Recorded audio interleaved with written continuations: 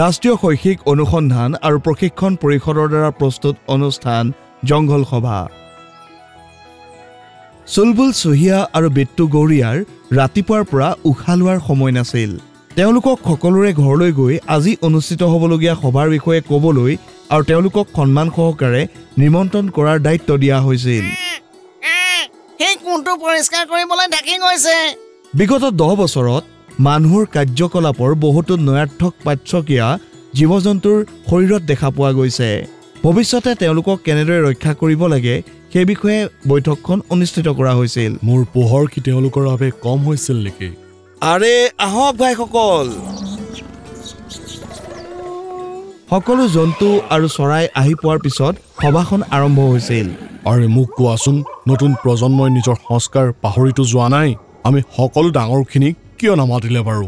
পিপল কাকা, খং নকৰিবা তুমি, আমি তোমাক পাহৰি যোৱা নাই। আচ্ছা, অহা সপ্তাহত গছ গছনি এখন বেলেগকৈ সভা ৰাখিছে। এইটো আকৌ কি কথা হ'ল? যেতিয়া আমি একেলগে থাকোঁ আৰু আমাৰ আনন্দ আৰু দুখবোৰৰ ভাগ বতৰা কৰোঁ, তেতিয়া আমাক কিয় বেলেগ সভা হয়? মানুহৰ এই অত্যাচাৰ আমাৰ ক্ষেত্ৰতো ঘটিছে। যদি আমি সকলোৱে মিলি পৰিকল্পনা কৰোঁ, তেতিয়াহে এইটো সফল হ'ব। ৰাস্তাৰ ফালে থকা গছৰ ডাল সদায় মৰিয়ে থাকে। গছ গছনি আৰু জীৱ জন্তুৰ একেই সমস্যা। আহত দাদাই ঠিকেই কৈছে।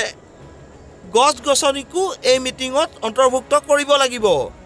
তেওঁলোকৰ কথাবোৰো কাৰ্যসূচীত অন্তৰ্ভুক্ত কৰিব লাগিব। আৰু এতিয়া কাৰ্যসূচী আগুৱাই নিয়া উচিত। এতিয়া মই ময়ূৰক সকলো সমস্যাৰ বিষয়ে আমাক ক'বলৈ অনুৰোধ জনাইছোঁ। এটা এটাকৈ ময়ূৰে সকলো সমস্যা সকলোৰে সন্মুখত দাঙি ধৰিলে।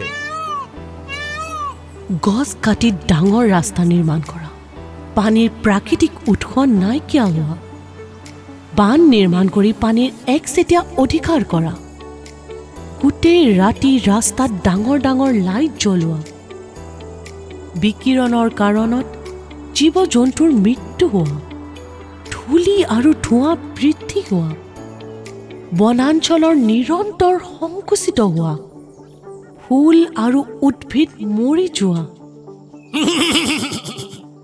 এই তোমালোকে মোৰ কথা শুনা। ৰাস্তা আৰু কংক্ৰিটৰ মজিয়াত খোজকঢ়াটো লোৰ গ্ৰাম চুবোৱাৰ দৰে।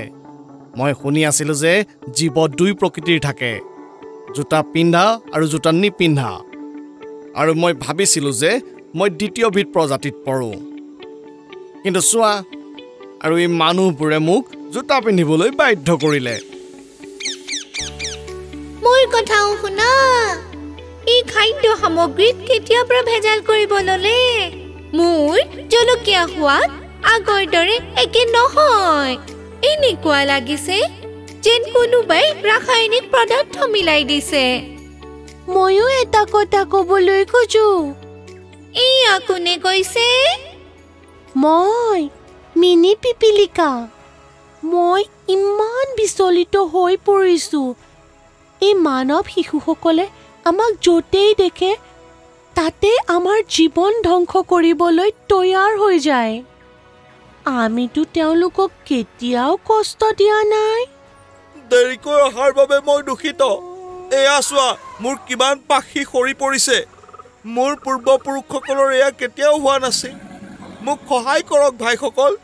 হে ভগৱান, তুমি কোনোবা মানুহৰ ঘৰত পানীৰ মেচিনৰ পৰা ওলোৱা পানী নোখোৱা নহয়? এইটো নকবা যে সেয়া পানী দূষিত। ইয়াত সকলোৱে নিজৰ নিজৰ সমস্যাবোৰ কৈ আছে আৰু আপোনালোকে পিছফালে শুই আছে। বন্ধুসকল, এইটো এটা গুৰুতৰ বিষয়। আমি এইটো অতি গুৰুতৰভাৱে চিন্তা কৰিব লাগিব।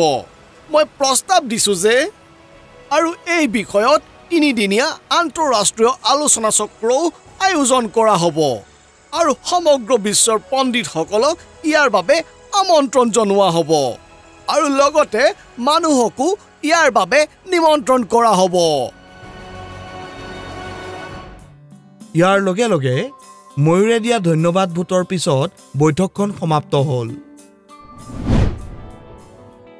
আপোনালোকে শুনিলে ৰাষ্ট্ৰীয় শৈক্ষিক অনুসন্ধান আৰু প্ৰশিক্ষণ পৰিষদৰ দ্বাৰা প্ৰস্তুত অনুষ্ঠান জংঘল সভা। অনুবাদ আৰু ৰেকৰ্ডিঙত সহযোগিতা কৰিছে ক্লেপাৰ এণ্টাৰটেইনমেণ্টে। Programme coordinator professor Usha Sharma, academic support Yachna Gupta.